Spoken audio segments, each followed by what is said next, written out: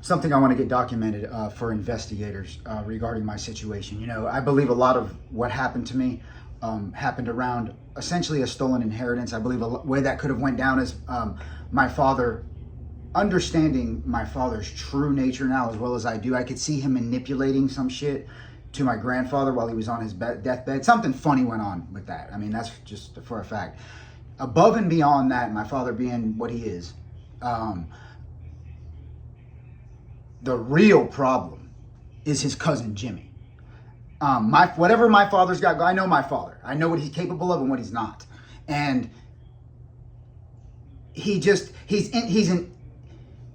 like intellectually, he's very intellectual, but it goes nowhere. He's like an intellectual dope. Like he can talk and it sounds good while it's coming out of his mouth, but it doesn't lead anywhere, ever. And then he uses emotional states of being to try to manipulate. It's not hard to see my father coming. Jimmy, who I only met a couple times and has government contracts, whatever connections my father has to the mob and to the government is through Jimmy. And I don't even know Jimmy's last name, but this will be investigated properly. Jimmy mails my father soup. All right, I've met Jimmy a couple times, and I'm a highly intuitive person. And Jimmy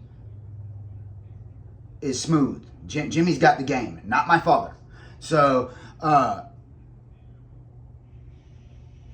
when it comes to the United States government, Jimmy's the problem.